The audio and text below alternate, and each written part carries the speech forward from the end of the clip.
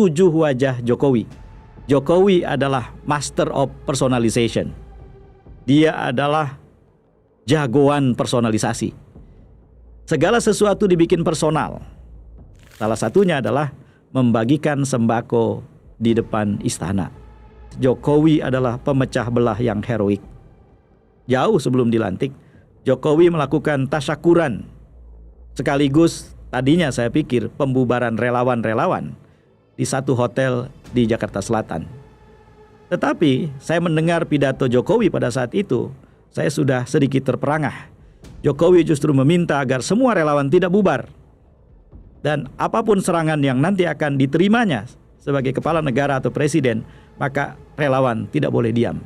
Pada saat itu, ingatan saya langsung melayang ke dua orang, Thaksin Shinawatra dan Joseph Estrada. Apa itu Jokowisme? Jokowisme adalah paham yang mengacu, yang meneladani, yang melanjutkan ke-7 ciri kepemimpinan itu.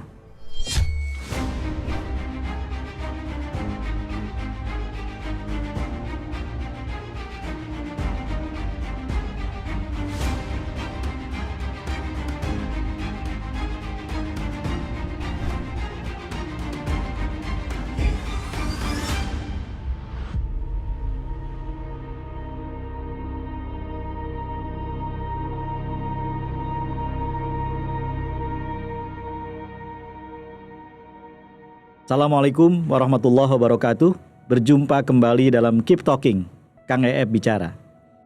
Kali ini saya ingin bicara tentang sesuatu yang keluar dari tema pemilu, tetapi sesungguhnya berkait erat dengan proses dan hasil pemilu 2024.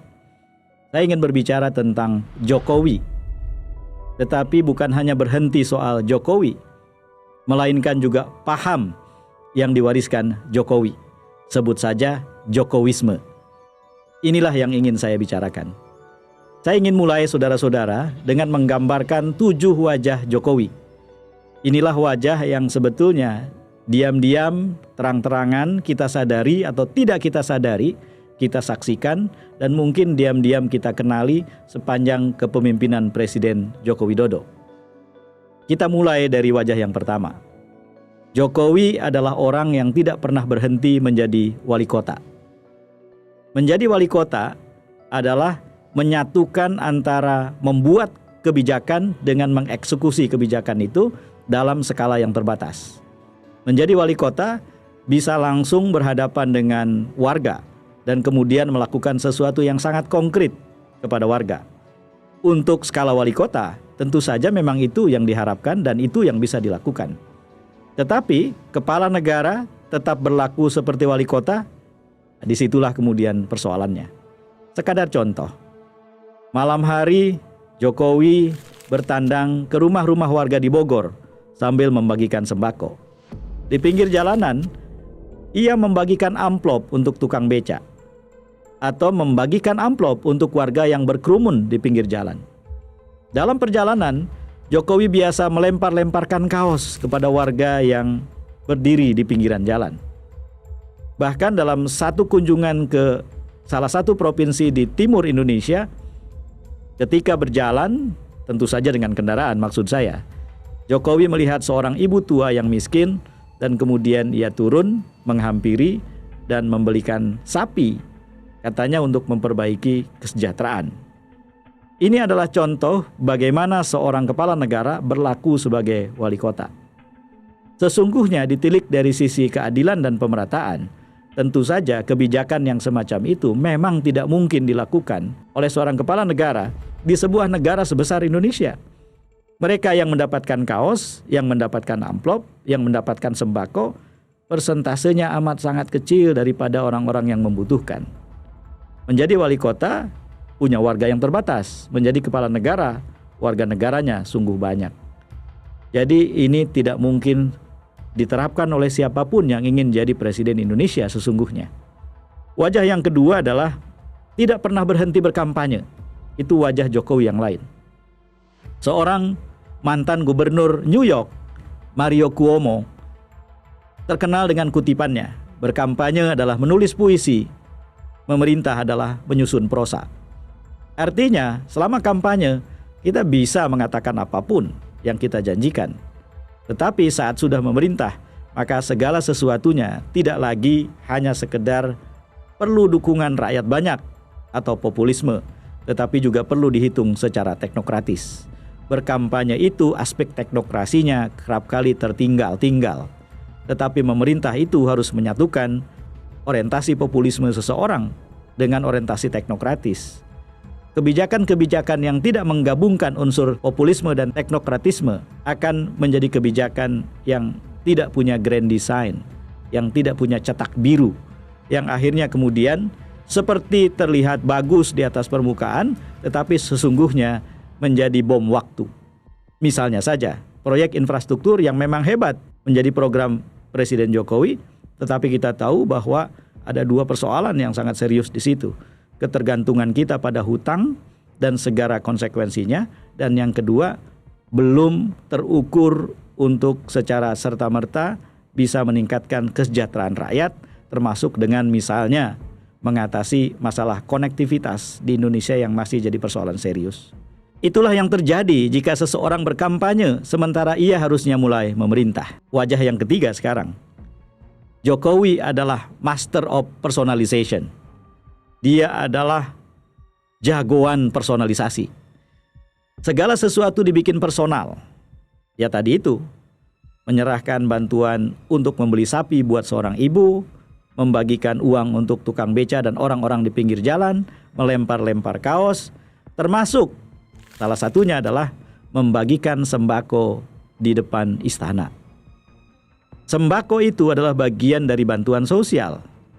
Dan bantuan sosial ada tata caranya, ada mekanismenya, ada prosedurnya.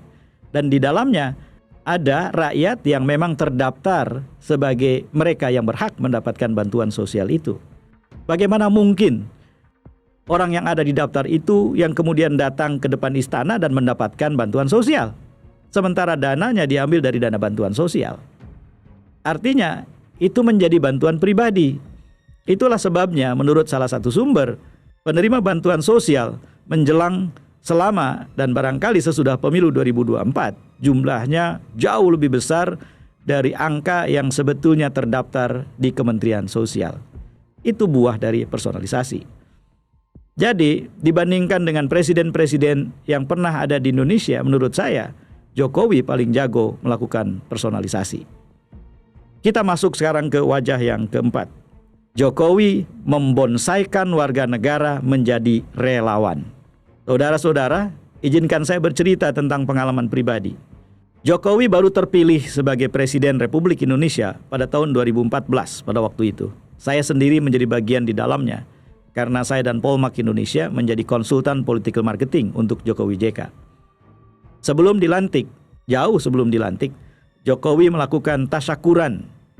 Sekaligus tadinya saya pikir pembubaran relawan-relawan di satu hotel di Jakarta Selatan.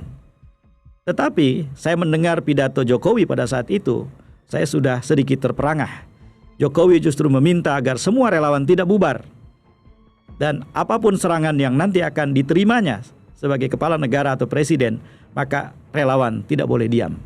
Pada saat itu, ingatan saya langsung melayang ke dua orang. Thaksin Shinawatra dan Joseph Estrada. Ketika Thaksin terpilih menjadi Perdana Menteri di Thailand, ia tidak membubarkan relawannya. Ketika Thaksin dijatuhkan, hampir saja terjadi perang horizontal, konflik yang setara di antara beragam kelompok warga negara Thailand. Itulah akibatnya ketika seorang yang memimpin pemerintahan tidak membubarkan relawannya saat ia berkampanye dan mempertahankannya. Maka yang terjadi kemudian adalah bukan menyatukan, tetapi memecah belah. Joseph Estrada setali tiga uang. Ketika ia dijatuhkan karena kasus korupsi di Filipina, Presiden memerintahkan agar relawan-relawannya, terutama orang-orang miskin di kota Manila, mengepung dan menjaga dia di Istana Malacañang. Untung kemudian kekuatan tidak seimbang, sehingga tidak terjadi bentrokan sipil atau konflik horizontal. Saya membayangkan itu ketika mendengar pidato Jokowi. Dan ini menurut saya salah satu wajah Jokowi yang sejak awal saya kenali. Ia ternyata hendak membonsaikan warga negara menjadi relawan saja. Sehingga kepala negara kemudian terbonsaikan. Bukan lagi kepala negara yang semestinya beyond partisan, tetapi menjadi ketua Dewan Pembina Relawan seluruh Indonesia. Ini wajah yang menurut saya juga tidak boleh dilanjutkan oleh presiden manapun sesudah ini. Saudara, kita lanjut ke wajah yang kelima. Wajah yang kelima adalah Jokowi adalah pendebat yang sangat hebat, tetapi dengan dirinya sendiri. Sangat sering kita mendengar pernyataan Jokowi dari satu waktu ke waktu yang lain berbeda, bahkan bertentangan. Jokowi adalah orang yang pandai berbalas pantun, tetapi bukan dengan orang lain, melainkan dengan dirinya. Orang lain mengatakan itu kebohongan. Ya barangkali saya punya cara untuk merumuskannya dengan cara seperti ini. Menurut hemat saya, itulah yang terjadi ketika dengan tegas Jokowi mengatakan bahwa anak-anaknya dan keluarganya tidak akan terlibat di dalam politik. Yang terjadi kemudian dengan sangat segera politisasi keluarga Jokowi terjadi. Pada tahun 2020, anaknya terpilih menjadi wali kota Solo. Pada tahun yang sama, menantunya terpilih menjadi wali kota Medan. Dan kemudian dikuatkan dengan pernikahan Hidayati, adiknya, dengan Anwar Usman, ketua MK, yang di kemudian hari melahirkan skandal putusan nomor 90 tahun 2023. Ada yang mengatakan, loh ini demokrasi, mereka dipilih. Saudara, dalam demokrasi sebelum orang dipilih, orang ditunjuk dulu untuk jadi kandidat. Keterlibatan presiden sudah dibuka oleh banyak sekali orang tentang pencalonan Bobi dan pencalonan Gibran. Menurut hemat saya itu menunjukkan bahwa ada cawe-cawe ketika proses election atau pemilihan belum berlangsung. Jadi ini jelas pelanggaran dan ini jelas nepotisme. Dan nepotisme ini diperkuat oleh peristiwa pencalonan Gibran sebagai calon wakil presiden Prabowo Subianto dalam Pilpres 2024. Saudara, inilah yang ingin saya sebut sebagai pendebat yang hebat. Di satu waktu dengan tegas dia mengatakan tidak akan melakukan politisasi pada keluarganya. Saya ingat di awal ketika Jokowi memimpin sidang kabinet di 2014, pernyataan awal yang dia ungkapkan dalam sidang kabinet itu, saya dengar dari beberapa menteri yang hadir adalah, saudara-saudara menteri, mohon bagi saudara yang menjadi pengurus partai politik untuk menanggalkan jabatan di partai politik itu, untuk mengundurkan diri. Lalu kemudian seorang menteri angkat tangan, kebetulan dia adalah wakil ketua umum satu partai politik, dan dia mengatakan, apakah itu termasuk orang seperti saya yang wakil ketua umum di partai saya? Jokowi tidak menjawab, tapi dia hanya mengulang pernyataannya yang sebelumnya. Ini adalah tanda-tanda baik di mana konflik kepentingan mau dihindari. Lihat apa yang terjadi di periode yang kedua. Semua dibantah dengan terang benderang. Perdebatan di antara Joko dan Widodo terjadi dengan sengit. Dan itulah salah satu kehebatan Jokowi. Kita barangkali akan merasa rikuh ketika orang tahu bahwa kita berdebat dengan diri kita di hadapan umum. Tetapi Jokowi nyatanya tidak. Saudara, mari kita lanjutkan ke wajah yang keenam. Wajah yang keenam mau saya sebut dengan kalimat tandas, Jokowi adalah pemecah belah yang heroik. Ia angkat misalnya isu politik identitas sebagai framing, sehingga kemudian yang terjadi adalah pengelompokan yang sangat hitam putih dan tegas di tengah masyarakat Indonesia. Saya tidak ingin mengatakan bahwa Jokowi adalah orang yang memulai itu, tidak. Suatu ketika saya juga akan menjelaskan di forum ini, di Keep Talking atau di Keep in Touch, apa yang terjadi di Pilkada Jakarta 2017 dan tidak seperti yang diduga orang. Yang mau saya katakan adalah selepas pemilu tahun 2014, selepas Pilkada Jakarta 2017, dan kemudian berlanjut dengan pemilu 2019, framing itu terus dipertahankan. Dan kita dengan gampang bisa menemukan itu dalam pidato-pidato Jokowi. Yang ingin saya katakan adalah, ini sebetulnya bukan cara yang sehat seorang kepala negara mengelola negaranya. Menurut hemat saya, alih-alih menjadi pemecah belah, kepala negara harus memayungi semua orang. Ini ciri lain yang merupakan wajah Jokowi yang barangkali sebetulnya sudah kita lihat. Tetapi baiklah, saya ucapkan, saya katakan, saya tegaskan. Yang terakhir saudara-saudara, wajah yang ketujuh adalah menurut hemat saya, dengan segala catatan kelebihan, kehebatan, keberhasilan, di mata saya sebagai pembelajar ilmu politik, Jokowi berhasil menjadikan dirinya sebagai despot elektoral.